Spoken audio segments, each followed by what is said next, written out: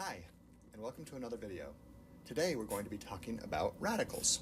Well, radicals are reactive species, and they occur when a pair of electrons become a loner, or a single electron.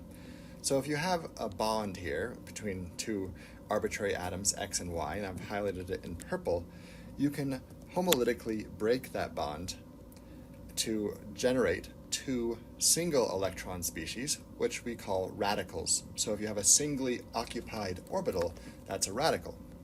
I've color-coded this just to keep track of the radical for right now. Take note, though, that when we're doing radical mechanisms, typically speaking, we don't color-code things. We just keep it all black and white, and maybe use some red to keep track of arrows. So two things I want to highlight here. One of them is that the radical arrow is drawn with a single barb on it. That indicates a single electron moving. The other thing to note with radical arrows is that the arrows begin in the middle of the bond. So again, here's the bond, and the arrows begin where you're effectively ripping that bond in half. Okay, so now we've formed these two radicals. We can also show how the radicals react. They can react with each other and go back this purple arrow. So we've regenerated the same bond we just broke. That happens lots of times. Another option is that this radical can react with a double bond. And so with the pi electrons of a double bond, which in this case I've highlighted as being red, and you've generated a new bond, I've highlighted in purple, between the Y and this carbon, and the radical is now found on this terminal carbon here. Another option is that the radical could abstract an atom, and this atom doesn't have to be hydrogen, but in this case I've drawn it as hydrogen, so we call this a radical abstraction. The radical is interacting with one of the electrons, that was this carbon-hydrogen bond, highlighted in blue here, and so one of the electrons of what was a bond goes to form a new bond in purple, and the other electron goes on to that carbon. So again, from an arrow pushing perspective, you always have to keep track of the fact that you're taking two electrons and separating them into two single electron processes and two single electron single-headed arrows. So there are three main steps to radical reactions, and these are the three main steps you'll use for radical mechanisms. The first step is called initiation, and that's often with light, H nu, or heat, which is often drawn as a delta. And the second step is propagation. And the way I like to think about propagation is I like to think of bureaucracy, where paperwork begets other paperwork. So when a radical propagates, it always generates another radical, until finally there's a termination step. And this is going to be an old movie reference that you've probably never seen, but there's a movie called Highlander where these interesting people have the ability to live forever, and when they meet each other, they have to fight to the death. That's the only way they can die. And so when two radicals meet, they react with each other and effectively die. Their radical lives are terminated. Okay, so let's look at an example. So this is a common example that is a very highly energetic process, where the first process takes some heat. In this case, it takes light. So you can use photochemistry of a certain wavelength of light to take chlorine gas. So the chlorine-chlorine bonds can be homolytically cleaved to give you two chlorine radicals. Those chlorine radicals can then, one thing to note and to keep track of with any types of radical processes, this is often a mistake that's made, is to keep track of all the other electrons on a given atom. So you still have three pairs of electrons on this chlorine, but now it's just a chlorine radical. And note, if you worked out the formal charge of these chlorine radicals, they'd be neutral. Another type of radical that can occur is when you take a double bond, a pi bond, and you hit it with either light or heat, in this case light, and the electrons of that double bond, of that pi bond, one will wind up on one carbon and one will wind up on the adjacent carbon. So this actually occurs all the time in our eyes. That's how we sense light. We have small molecules in our eyes that absorb light, and they form radical processes. Another note that is often forgotten with radicals is to keep track of that carbon-hydrogen bond.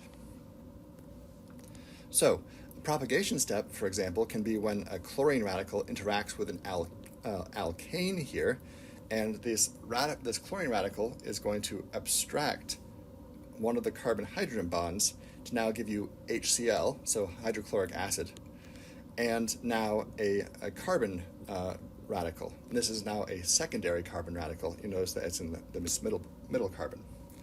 Now the final step, the termination step, is when two radicals meet each other. And these could be two chlorine radicals, this could be two alkane radicals, but in this case I have chlorine radical interacting with an alkane radical to make a new bond, and you've now made a hydrocarbon that has a halide on it. And so you've now halogenated your hydrocarbon. That's a reaction that we will talk about in class, or that we do talk about in class. I will also point out that this radical termination step can occur when a double bond is cleaved into a single bond with two radicals. Those radicals can recombine to give you back your alkene. And again, that's one of the processes that occurs in our eyes and is occurring in your eyes right now. So another thing to think about in the context of radicals are their stability. So their stability trends follow the exact same stability trends as we've seen with carbocations. So a methyl radical is less stable than an ethyl, which is less stable than a propyl or a secondary, and which is less stable than a tertiary radical. And the reasoning for that is exactly the same as for carbocations. So if you're trying to remember what hyperconjugation means, go back and watch the carbocation stability video. But again, the idea of hyperconjugation is that there are bonds all around that are donating a little bit of electron density to stabilize that radical. And if we want to talk about it in office hours at some point, I would love to talk about the structure of radicals as well. But that's a little bit beyond the scope of this particular course. As with carbocations and pretty much everything else we've talked about in this class, radicals can also be stabilized through resonance.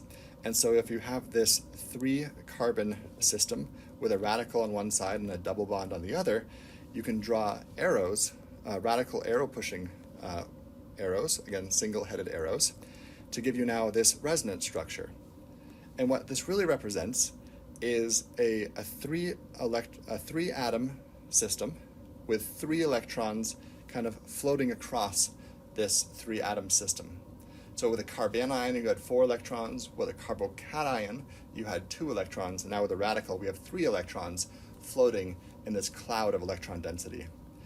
I want to point out that when you're doing reactions with radicals, and when you're trying to predict the major product for radicals, the reactions tend to follow a downhill trend, meaning that the more stable radical is going to be the one that is generally favorable, or generally formed.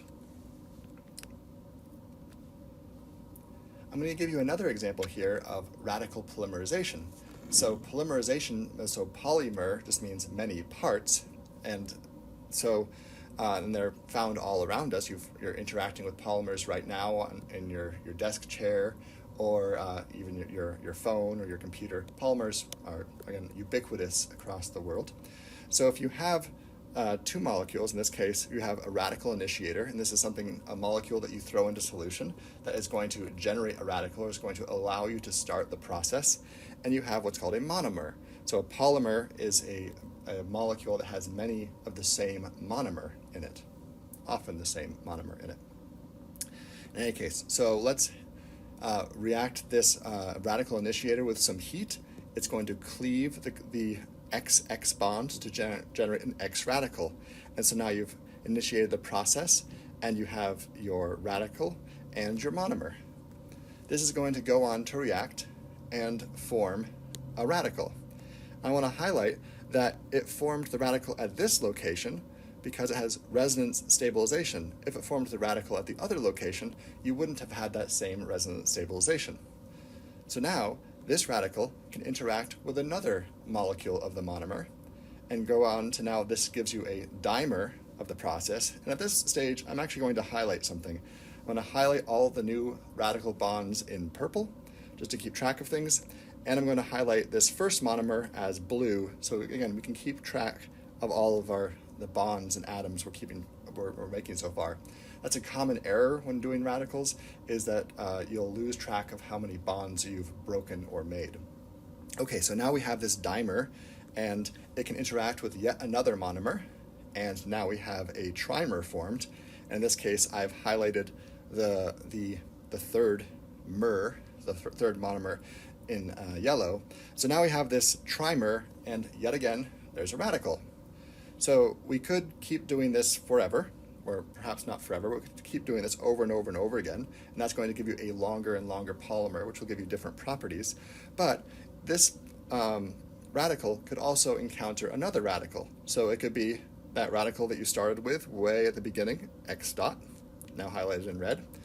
Or it could be another, it could be R dot, so it could be another chain that's been forming elsewhere in the reaction solution, and they finally find each other. And they're going to react with each other to now end this whole process, or terminate the process, and give you this finished polymer. Or in this case, this trimer. Imagine this happens over and over again, thousands of times, to make a really, really long spaghetti-like molecule. I'll point out that this particular monomer is called styrene, and so when you polymerize it, you get polystyrene. So you've likely interacted with polystyrene many, many times in your life. So to highlight the steps one more time, this first step is the initiation phase of the radical process.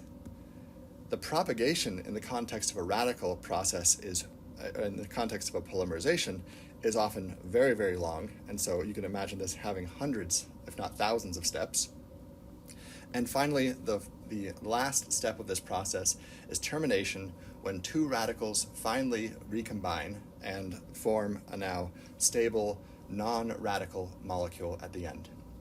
All right, well, thank you for your time, and I look forward to any questions you have.